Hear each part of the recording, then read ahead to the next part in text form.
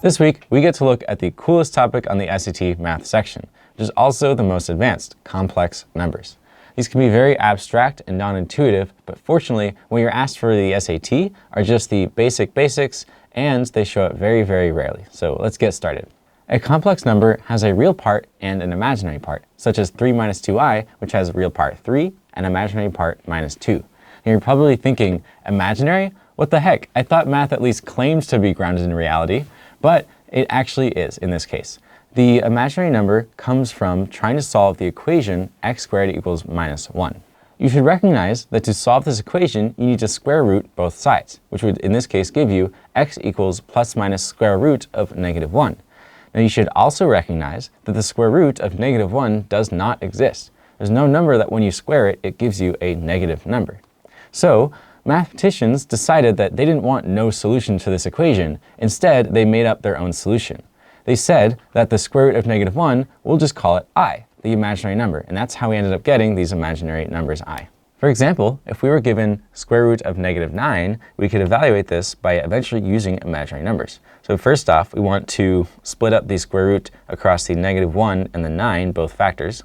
And then we use that the square root of negative 1 is I, and then the square root of 9 is simply 3. So we find that the square root of negative 9 is equal to 3i. Okay, what can we do with these imaginary numbers? Well, to start, we can simply add and subtract them. So 2i plus 3i equals 5i, just as you would expect. 5i minus i equals 4i. All right, now what about multiplication? What is I times I? Well, let's break it down step by step. I times I would be I squared. And then we recall that I is equal to the square root of negative 1. So plugging that in gives that I squared is equal to negative 1 when the square root and square cancel. So we get this interesting fact that I squared, which starts as an imaginary number, I, is equal to negative 1, which is a real number. No I, no imaginary part. Interesting. We just looked at I squared, but what about other powers, like I cubed? Well, I cubed is equal to I squared times I. I squared is negative 1, we just saw. So negative 1 times I, and then we find that I cubed is equal to negative I. Interesting. So next up, we'll look at I to the fourth. I to the fourth is equal to I squared times I squared. I squared is negative 1, and then simply I to the fourth is equal to negative 1 squared, which is just positive 1. So you have I to the fourth equals positive 1. Lastly, what about I to the fifth? I to the fifth we can break up into I to the fourth, which we just found, times I, and I to the fourth is 1, so I to the fifth equals I to the 1. This introduces the most common type of problem you'll see in the SAT, which asks about complex numbers. Simply evaluating powers of I. So in this following problem, we're asked, what is the value of this expression? Let's evaluate each term and then plug back in. Now heads up, this is going to be a long and arduous process, but later on we will learn a simpler way to do it. We just want to do it this way now, the hard way, so you can learn how to. First up, I to the fifth. Well, we saw this last time is equal to I. I to the sixth is going to be I to the fifth times one more factor of I. So we plug in I to the fifth equals I, and then we can evaluate I times I squared is negative 1, as we saw. We carry on the same method for I to the seventh and I to the eighth to find that I to the seventh is minus I, and then I to the eighth is equal to negative I squared, which is positive 1.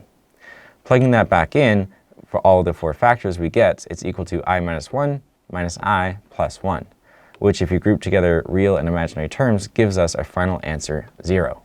Now let's do it the easy way. Let's look again at I to the eighth from before. Before we said I to the eighth equals I to the seventh times I to the 1, but instead, let's break it to I to the fourth times I to the fourth. We saw a while ago that I to the fourth just equals 1. So I to the eighth is 1 times 1 equals 1. What about 4 more factors of I to the 12? Well, here we're going to have I to the fourth 3 times, but each of them still equals 1, so I to the 12th also equals 1. Interesting. What about something crazy? I to the 100. We can still see that I to the 100 is just 25 factors of I to the 4, each of which equals 1. So we have 1 to the power of 25, which is obviously just 1. So I to the 100, even though it looks crazy and hard to find, is very simply equal to 1. Now a more interesting example, I to the 101. Well, here we can break that into I to the 100, the largest factor of 4 that we can find, times I to the 1. I to the 100 we just saw as 1, and then we're just left with that 1 power of I. So I to the 101 again, looking very complicated, is just I. So we can extrapolate this to any power of I. I to the any power is going to equal one of four options, either I, -1, -I, or 1. And you can find which one it is by taking out the largest factor of 4 in the exponent. So in the last example, we had I to the 101, and we took out 100. And then whatever power is left, you match it with this chart. I is 1, -1 is 2, -I is 3, or 1 is 4. And if you forget this chart we have here, you can always figure them out again by using the fact that I is the square root of -1. One last example of this, I to the 402.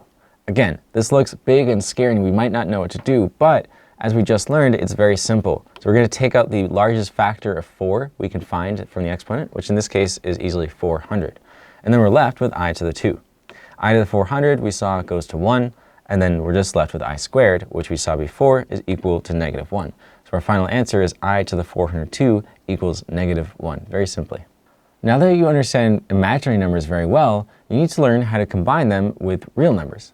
Like we said before, a complex number has a real part and an imaginary part. So for example, 4 minus I. Now let's learn how to add complex numbers together. So here we see an example, 4 minus I plus 2 plus 3I. So to add and subtract these complex numbers, you simply combine the real parts and the imaginary parts separately. So we have 2 and 4 go together, and then minus I and 3I go together. So adding those up, we get that our final answer is just 6 plus 2I. Very straightforward. Now for the harder operation, multiplication. So how do we even multiply these complex numbers? Well, you start pretending like they're all normal numbers, expanding each term as you would normally. Doing that gives us this, which we're going to really quickly simplify. And then one step further, we're going to simplify using that I squared equals -1. It's a very important step. And now we can combine our imaginary parts and our real parts. And in doing so gives us our final answer, which is 8 minus I. Now for the last part, division. Dividing complex numbers is the most complicated, so let's pay attention. First up, an example. What is the value of this ratio of complex numbers here? The embarrassing truth is that we really don't know how to divide complex numbers. So instead, we try to take the complex number in the denominator and turn it into a real number. Luckily, there's a clever way that we can do this. Recall your perfect squares. These are going to be useful because, as you see at the top, they give us this form a squared and b squared. And we saw before that squaring an imaginary number is the only way to turn it into a real number, which is what we want in the denominator. So when we have 3 minus 3i, we're going to make that into a perfect square by matching the other side. In this case, we have 3 minus 3i, so we need to multiply by 3 plus 3i. But we can't just multiply the denominator, then we'd be changing the number. So we have to multiply by what I call a clever value of 1, which would be 3 plus 3i over 3 plus 3i. Now, evaluating using the form of the perfect square, we have our numerators multiplying, and our denominator just becomes our a squared minus our b squared. 9 minus 3i squared. Don't forget your I when you do the second square. And now we evaluate step by step, first doing the denominator. So we have 9 minus 3 squared times I squared. We use that I squared is equal to -1, and then we keep evaluating, combining our real parts in the denominator, and note here we get to a denominator that's just 18, a fully real number, and we've avoided having to divide complex numbers, which we embarrassingly do not know how to do. Now we can finish evaluating what we have here. So expanding in the numerator, using the same practice we did before, we end up evaluating to get 9 plus 3i over 18, which eventually gives us a final answer, 1/2, the real part, plus imaginary part, 1/6 I, as we see here. And with that, you know every little thing you're expected to know about complex numbers for the SAT. If you find this at all interesting, I really encourage you to dive deeper into it. Complex numbers are applicable to physics, electrical engineering, and much, much more. Luckily for the SAT, the questions you'll see are rare and very predictable. Thank you for watching. This has been our last video in the SAT Math series. If there's anything else you would like for us to cover, let us know in the comments, and go back and watch our other videos in SAT Math Review. Hope you liked the video. If you want to hear more and see what else we're up to, hit like and subscribe, and see a new video coming out from Point Avenue every week. If you want to talk to us, hear more about what we're doing, or have any questions, email us at contact@pointavenue.com. Bye!